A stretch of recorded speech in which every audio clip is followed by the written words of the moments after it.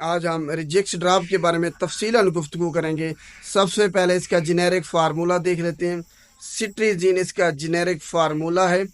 सिट्रीजीन एक antihistaminic drug है, second generation antihistaminic drug है।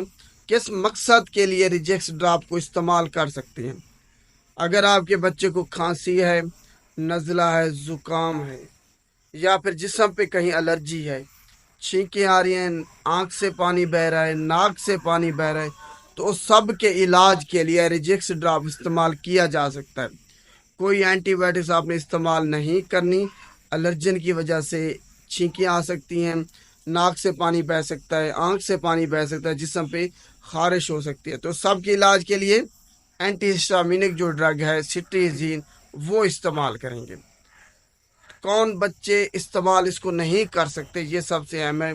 जिनको जिगर के मसाइल हैं या फिर गुर्दों के मसाइल हैं, वो इस्तेमाल नहीं कर सकते।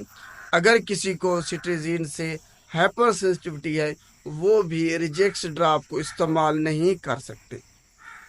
अब इसका तरीका इस्तेमाल किया, डोज किया, आखिर बच्चे को दिन में कितनी मरतबा और कितनी मिकदार में हमने पिलाना है, इस्तेमाल कराना है।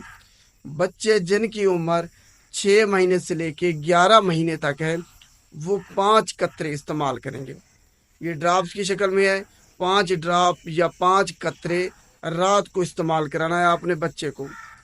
बच्चे जिनकी उम्र 12 महीने से लेके 2 साल तक है, वो 5-5 कतरे दिन में 2 मरतबा इस्तेमाल करेंगे।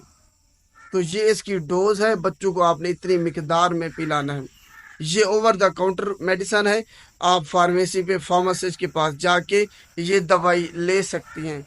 किसी फिजिशियन के पास जाने की आपको हरगिज़ ज़रूरत नहीं है। तो अगर आपके बच्चे को खांसी, नज़ला, ज़ुकाम है या फिर एलर्जी है, तो ये ड्राप आप इस्तेमाल कर सकते हैं।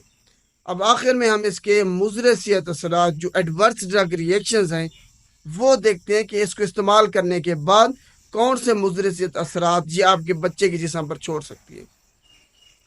इसको पिलाने के बाद आपके बच्चे गुनूदगी की हालत में रह सकता है। हर वक्त वो जब पिलाएंगे तो ऐसा लगेगा कि वो अलर्ट नहीं है, वो नींद की हालत में है।